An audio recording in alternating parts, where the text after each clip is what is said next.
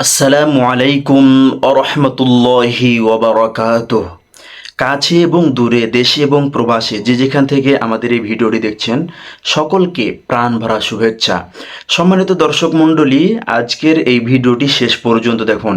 আমরা অনেকেই জানি যে তাকবীরে উলার পর, নামাজের মধ্যে তাকবীরে উলার পর যে সানাটি আমরা পড়ি, অনেকে একটি জানে আর একটি জানে না। অনেকে যেটি জানে সেটিকে মনে করে সানা, অন্যটিকে আর সানা মনে করে না। কিন্তু হাদিসে সানা একটি নয়, অনেকটি সানা বর্ণিত হয়েছে।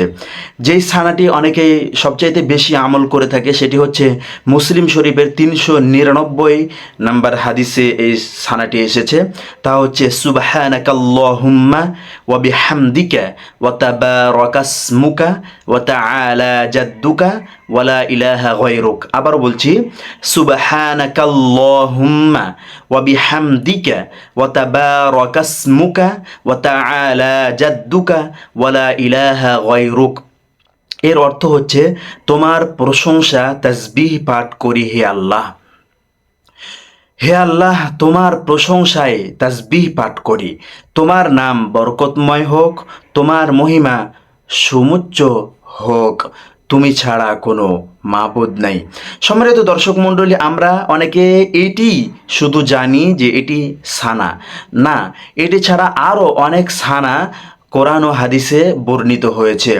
যেমন আরও একটি সানা সহিহ মুসলিমে 598 নম্বর হাদিসে রয়েছে, আল্লাহুম্মা বাঈদ বাইনি ওয়া বাইনা খতায়ায়া কামা বাআদতা বাইনাল মাশরিকি ওয়াল মাগরিবি, আল্লাহুম্মা নাক্কিনি মিন খতায়ায়া কামা ইউনাক্কাস সাওবুল আবয়াদু মিনাদ দানাসি, আল্লাহুম্মা গসিলনি মিন খতায়ায়া বিসালজি ওয়াল মাই ওয়াল বারাদি। সম্মানিত দর্শক মণ্ডলী, এটি হচ্ছে সহিহ মুসলিমের 598 নম্বর হাদিসে রয়েছে। এর অর্থ অনেক সুন্দর।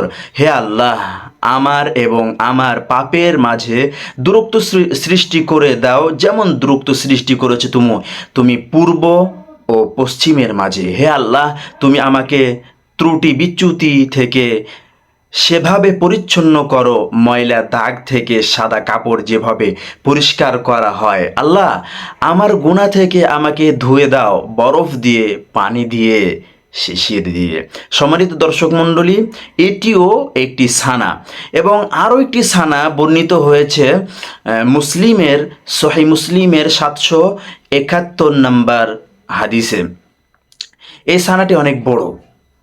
সানাটি হচ্ছে, ওয়াজ্জাহতু ওয়াজহিয়া লিল্লাযী ফাতারাস সামাওয়াতি ওয়াল আরদা হানিফা ওয়া মা আনা মিনাল মুশরিকিন, ইন্নাস সালাতি ওয়া নুসুকি ওয়া মাহইয়ায়া ওয়া মামাতি লিল্লাহি রাব্বিল আলামিন লা শারীকা লাহু ওয়া বিযালিকা উমিরতু ওয়া আনা মিনাল মুসলিমিন, আল্লাহুম্মা আনতাল মালিকু লা ইলাহা ইল্লা আনতা أنت ربي وأنا عبدك ظلمت نفسي واعترفت بذنبي فاغفر لي ذنوبي جميعا إنه لا يغفر الذنوب إلا أنت واهدني لأحسن الأخلاق لا يهدي لأحسنها إلا أنت واصرف عني سيئها لا يصرف عني سيئها إلا أنت لبيك والسعديك والخير كله في يديك والشر ليس إليك أنا بك وإليك تباركت وتعاليت أستغفرك وأتوب إليك।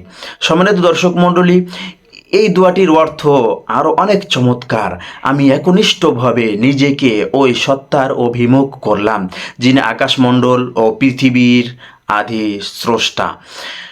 আমি মুশরিক নয়, আমার নামাজ, আমার উপাসনা, আমার জীবন, আমার মরণ সবই আল্লাহ রব্বুল আলমিনের জন্য।